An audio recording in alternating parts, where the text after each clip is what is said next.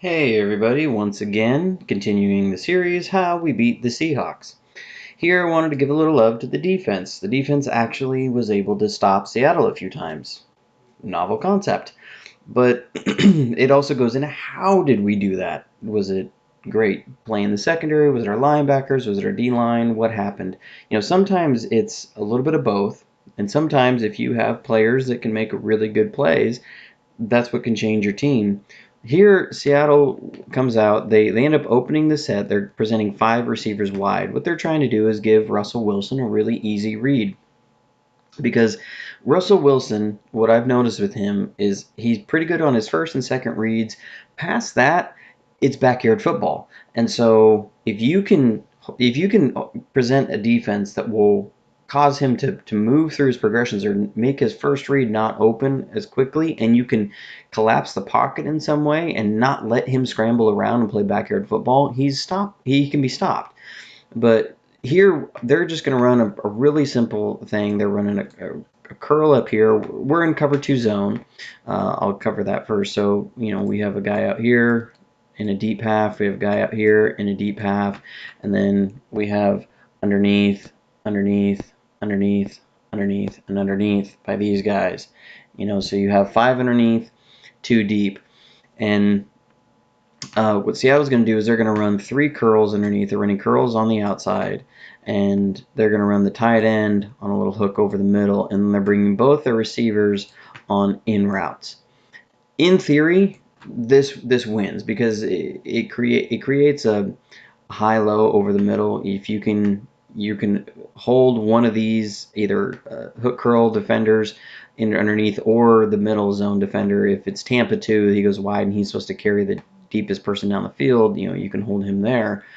The idea is you want to get it into one of these in-breaking routes that you're going to read on either side. Usually, what Bill Walsh used to do is he used to do mirroring concepts like this all the time, and he would just usually in the playbook it would say pick a side or PAS, which is telling the quarterback you pick one side to read based upon game plan or what he's seeing or whatever, and then he reads that side of the field because you're mirroring the concepts. I mean, these are exactly the same either side. So he's going to pick one side, and it's really just a 1-2.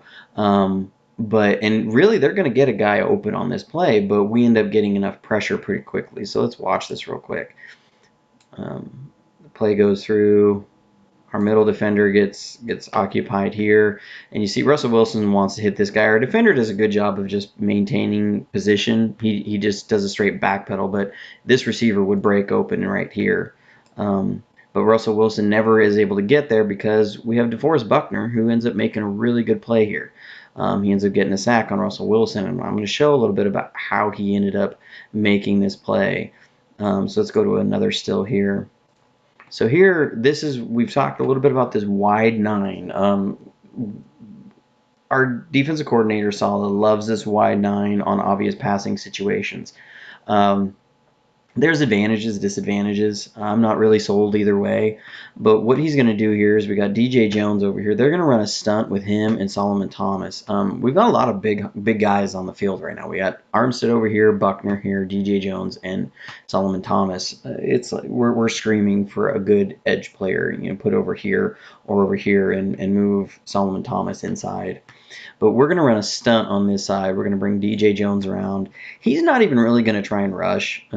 This is all trying to scheme DeForest Buckner into one-on-one in open space, and that's one reason they go with this wide 9 is to scheme different pass rushers into open space. Armstead is going to come up here, and Solomon Thomas is going to come around, and he's going to try and split these defenders like a bowling ball. What he's trying to do is attract both the center and the guard. He's trying to make sure that Solomon Thomas gets a lot of room with this guy one-on-one in space that DeForest Buckner gets a lot of room with him one-on-one in space because he's our best pass rusher.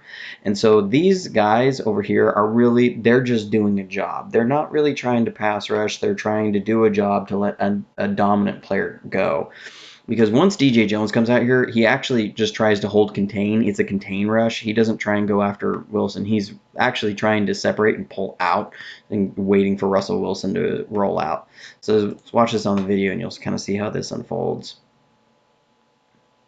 See, because what's interesting here is once this running back flares out, I didn't mention that he motioned out. That's when we shift to this wide 9.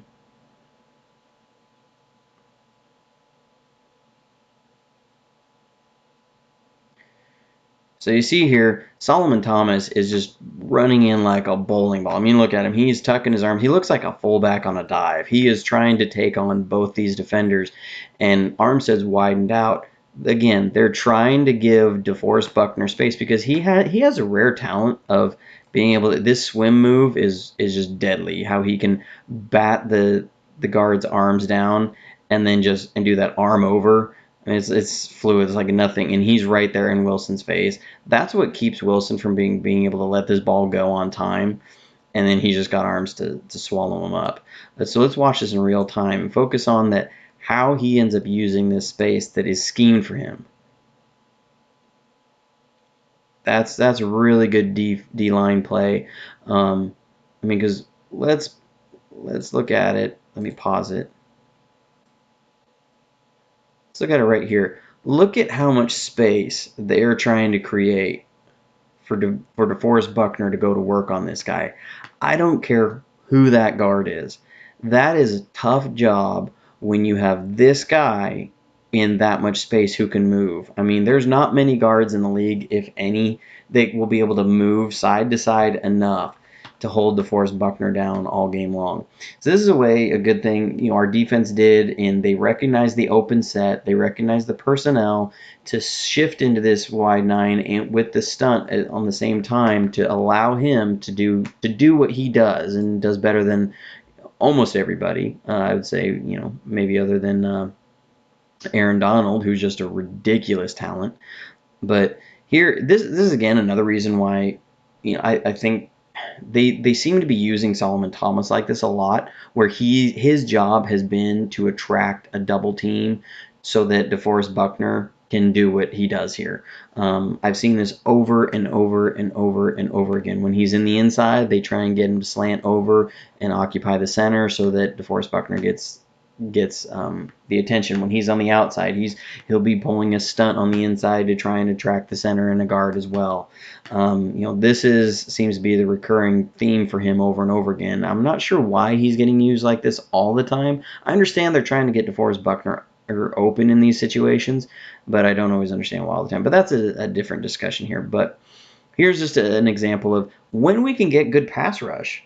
Sometimes your coverage doesn't have to be perfect. Your coverage only has to hold up for a very little time.